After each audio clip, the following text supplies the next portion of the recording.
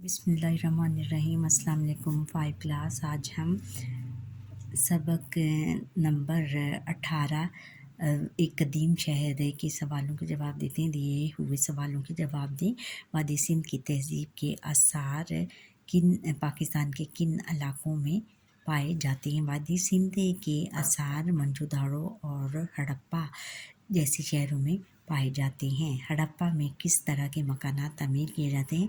हड़प्पा में बच्चों हवादार और रोशनी ऐसे मकानात तामीर किए जाते थे कि उनमें रोशनी और हवा का ख़ास इंतज़ाम होता था और फिर वहाँ पर गुसल खाने ख़ास तौर पर बनाए जाते थे। हड़प्पा में कारोबारी ज़िंदगी कैसे चलाया जाता था और किस बात पर जोर दिया जाता था? हड़प्पा में कारोबारी ज़िंदगी एक निज़ाम के तहत चलाया जाता था और नाप तोल दुरुस्त और मियारी रखने पर जोर दिया जाता था।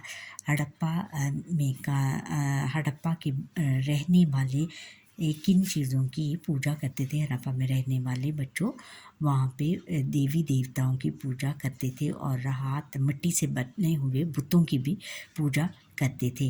हड़प्पा से मिलने वाली कौन सी 5 चीज़ों के नाम और इनके बारे में एक एक जुमला बताएं।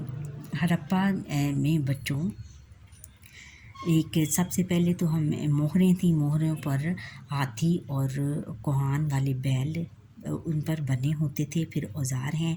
औज़ार जो थे वो कांसी धात से बने होते थे। ज़ेवर हैं। हड़प्पा की औरतें जो थीं वो गुनाह उसगार के लिए ज़ेवर पहनती थीं। और फिर है कि खड्डियाँ मिली हैं। खड्डियाँ से ये अंदाज़ा होता है कि वहाँ के लोग जो थे वो खड्डियों से घर में हाथ से कपड़े बुनते थे। और फिर कि मट्टी के बुत मिले हैं और इससे अंदाज़ा होता है कि लोग मट्टी के बुतों की पूजा करते थे। अच्छा, फिर है कि अगर आप हड़प्पा की सैर को जाते तो वापसी पर अपने दोस्तों को इससे मुतल्लिक़ क्या बातें बताते? वहाँ से आप जितने भी उन चीज़ें मिली जैसे वहाँ पे ज़ेवर और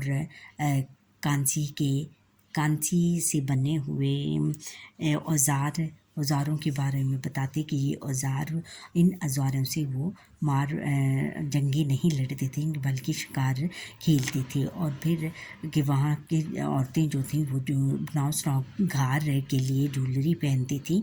और फिर इस तरह की मोहरें मिली हैं हमें। मोहरों के ऊपर हाथी और कोहान वाले बैल की तस्वीरें हैं और भी बहुत मुख्तलिफ़ जानवरों की तस्वीरें थीं। और फिर ये है कि वहाँ पर तराजू भी मिले हैं कि जिनसे पता चलता है कि वो नाप तोल का दुरुस्त और मियारी निज़ाम था वहाँ पर। और फिर इसके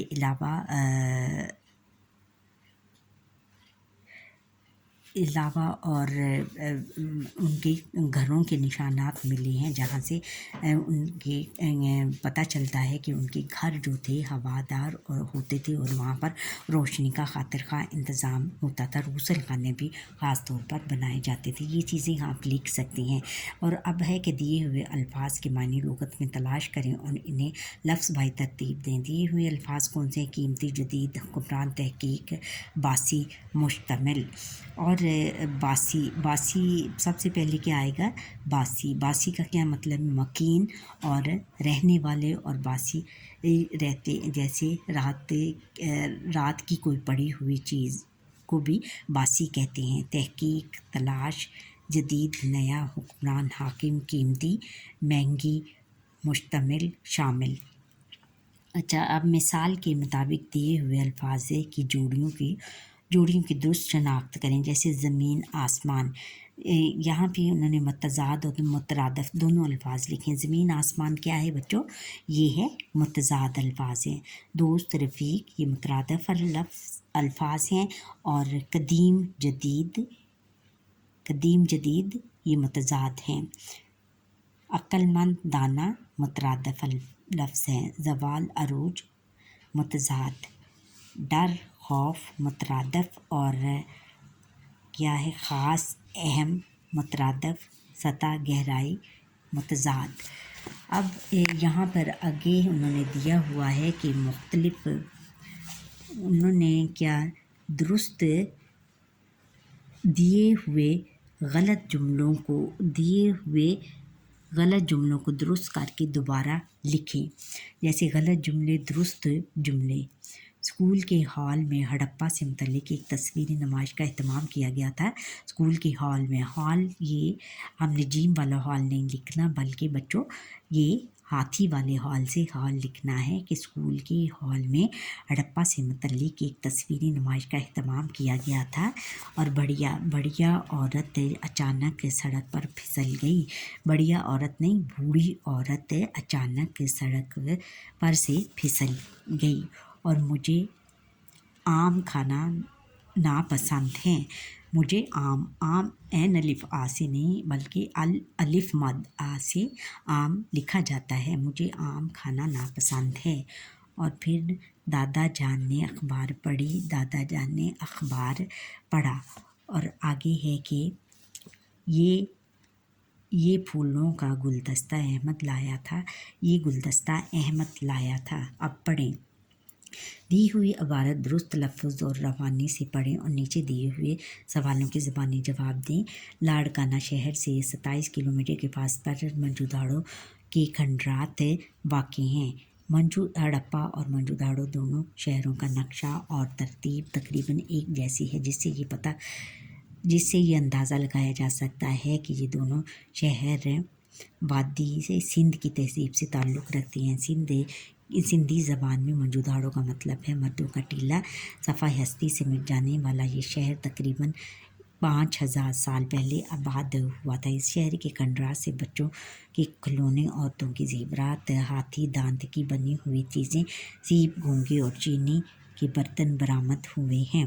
اس کے علاوہ مختلف مجسمے اور اوزار بھی ملے ہیں. اساس سے ظاہر ہوتا ہے کہ اس شہر کے باشندے ذہین اور محنتی تھے. ان لوگوں کا پیشہ کھیتی باڑی تھا. وہ لوگ ہندسوں کا استعمال جانتے تھے. اشارات اور تصاویر پر مبنی ان کا ایک اپنا رسم الخط تھا جسے ماہرین آج تک نہیں پڑھ پائے. یہ شہر ختم کیسے ہوا، اس بارے میں ماہرین میں اختلاف پایا جاتا ہے. کچھ ماہرین کے خیال میں وبائی امراض کے نتیجے میں ساری آبادی ختم ہو گئی اور کچھ ماہرین کے مطابق قدرتی آفات مثلاً سیلاب اور زلزلے کی وجہ سے یہ شہر نیست و نابود ہو گیا. یہ ایک نظریہ یہ بھی ہے کہ یہ بیرونی حملہ آوروں نے اس کے شہر کی اینٹ سے اینٹ بجا دی ہوگی، جس کی وجہ سے یہ شہر صفحہ ہستی سے مٹ گیا. اور پھر ہے کہ آگے ہم نے یہ سوالوں کے جواب دینے ہیں اس پیراگراف کو مد نظر رکھتے ہوئے. موہنجودڑو کا کیا مطلب؟ موہنجودڑو کا مطلب بیٹا مردوں کا ٹیلہ ہے. اور موہنجودڑو کے باشندے کس طرح کے تھے؟ موہنجودڑو کے باشندے ذہین اور محنتی تھے. اور پھر موہنجودڑو کا رسم الخط کن چیزوں پر مشتمل تھا؟ یہ تھا اشارات اور علامات، اشارات اور تصاویر پر مبنی رسم الخط تھا ان کا. اور آگے ہے کہ موہنجودڑو کے کھنڈرات سے کیا برآمد ہوا؟ موہنجودڑو کے کھنڈرات سے بچوں کے کھلونے، عورتوں کے زیورات، ہاتھی دانت کی بنی ہوئی چیزیں، سیپ، گھونگھے اور چینی کے برتن برآمد ہوئے ہیں. اس کے علاوہ مختلف مجسمے اور اوزار بھی ملے ہیں. اور آخری سوال ہے کہ اوپر دی ہوئی عبارت میں سے محاورہ تلاش کریں اور بتائیں. اوپر دی ہوئی عبارت میں محاورات یہ ہیں کہ اینٹ سے اینٹ بجانا یعنی ان کی ایک بہت زیادہ دنگا فساد کرنا، اور پھر ہے کہ نیست و نابود کر دینا، ان کو بالکل مٹا دینا، بالکل ختم کر دینا. اور صفحہ ہستی سے مٹا دینا. صفحہ ہستی سے مٹا دینا یعنی بالکل ختم کر دینا، ان کا نشان تک باقی نہ رہنے دینا. اچھا بچوں، یہاں پر ہی ہمارے آج کے لیکچر کا وقت ختم ہوا. آپ مجھے لائک کریں، سبسکرائب کریں اور بیل آئیکن پر کلک کریں اور کمنٹ کرنا نہ بھولیے گا. اور میری ویڈیو پلیز اینڈ تک دیکھیے گا اور پھر کمنٹ سیکشن پر اپنی رائے کا اظہار کیجیے گا.